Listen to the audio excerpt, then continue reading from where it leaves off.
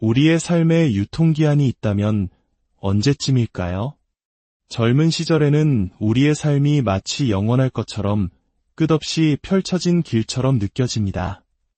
하지만 세월의 흐름 속에서 이 세상에 영원한 것은 없다는 부처님의 깊은 진리를 마주하게 되면 내 삶에 남은 시간이 점점 짧아지고 있음을 문득 깨닫게 됩니다. 이 지혜의 여정을 시작하기에 앞서 부처님의 가피가 여러분과 함께하기를 바라는 마음으로 구독과 좋아요를 눌러주신다면 더 많은 분들과 이 귀한 가르침을 나눌 수 있는 큰 힘이 될 것입니다. 여러분의 선한 마음 하나하나에 평온이 깃들기를 기원합니다. 오늘 우리는 세상에서 가장 슬픈 노래이자 가장 자비로운 법문에 대한 이야기를 나누려 합니다. 바로 갑작스러운 사고나 예기치 못한 죽음으로 인해 자신이 세상을 떠났다는 사실조차 인지하지 못하고 이승을 떠도는 영혼, 즉 영가를 위한 연불, 무상계입니다.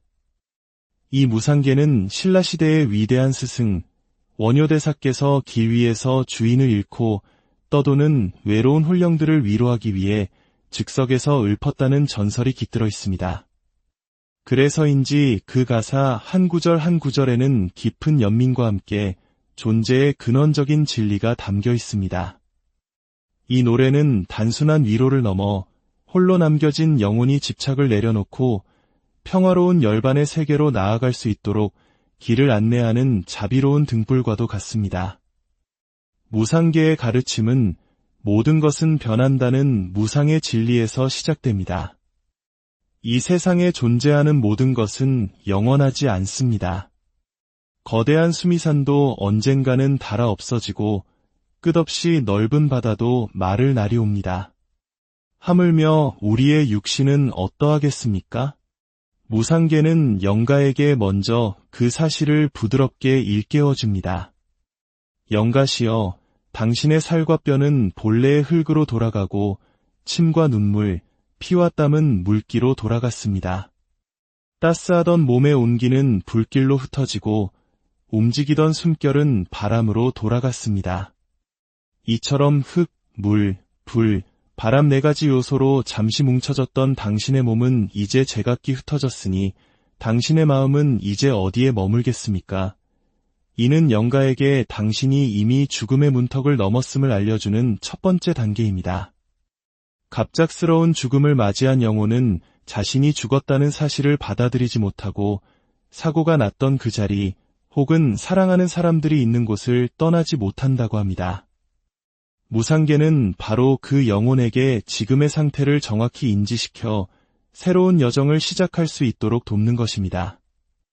육신이라는 껍데기는 허망하고 거짓된 것이니 더 이상 그곳에 애착을 가질 이유가 없음을 일깨워주는 것입니다. 육신에 대한 집착을 내려놓은 영혼에게 무상계는 이제 더 깊은 진리의 세계로 안내합니다. 바로 우리가 왜 태어나고 늙고 병들고 죽으며 그 과정에서 온갖 슬픔과 괴로움을 겪어야 하는지에 대한 근원적인 가르침, 12연기입니다. 불교에서는 우리의 모든 괴로움이 무명, 즉 진리를 알지 못하는 어리석음에서 시작된다고 말합니다. 하나의 톱니바퀴가 돌면 다른 톱니바퀴들이 연쇄적으로 움직이듯 이 무명 때문에 온갖 번뇌와 집착이 생겨나고 결국 태어남과 죽음이라는 거대한 윤회의 수레바퀴를 멈추지 못하고 계속해서 돌게 된다는 것입니다. 무상계는 이 복잡한 12연기의 원리를 차근차근 설명해 줍니다.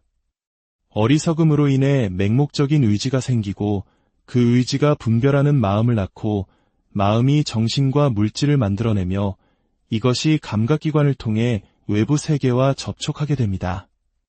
그 접촉은 느낌을 낳고 느낌은 가래와 집착을 낳으며 이 집착이 새로운 존재를 만들어 결국 새로운 태어남과 늙고 죽음의 고통으로 이어진다는 것입니다.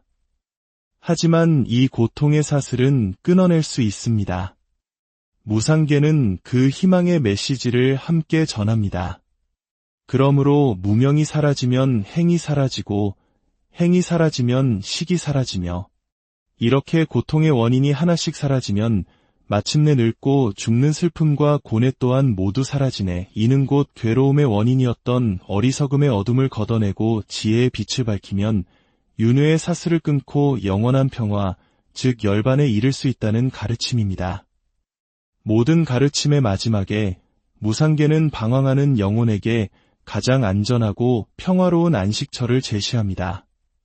그것은 바로 거룩한 부처님과 부처님의 가르침인 법, 그리고 그 가르침을 따르는 스님들의 공동체인 승가에 귀의하는 삼기회입니다.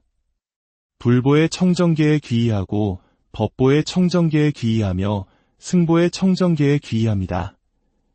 이것이 바로 영가에게 주는 가장 높고 깨끗한 계율, 무상정계입니다. 이 계를 받는 순간 영가는 모든 집착과 미련을 벗어던지고 천당과 극락세계에 자유롭게 왕생할 수 있는 큰 힘을 얻게 된다고 합니다. 이처럼 무상계는 죽은 자를 위한 슬픈 노래를 넘어 살아있는 우리에게도 깊은 울림을 줍니다.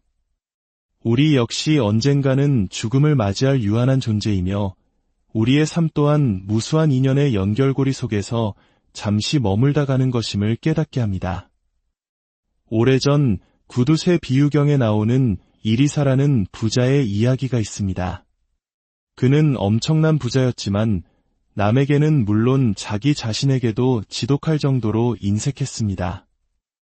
달아빠진 옷을 입고 맨밥으로 끼니를 때우며 재산을 모으는 데에만 혈안이 되어 있었습니다.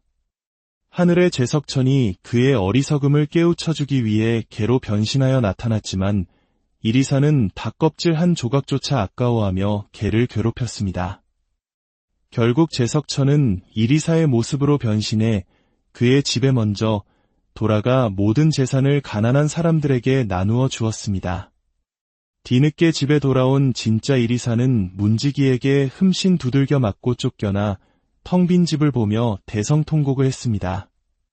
그때 수행자의 모습으로 나타난 제석천이 말했습니다. 재물은 번뇌와 재앙의 근원입니다. 재물을 목숨처럼 여겨 베풀지 않으면 죽어서 굶주린 아기가 되거나 다시 사람으로 태어나도 평생 천하게 살게 될 것입니다.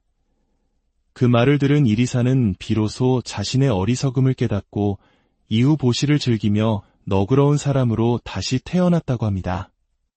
이리사의 이야기는 우리에게 묻습니다. 우리가 평생토록 집착하고 있는 것은 과연 무엇인가?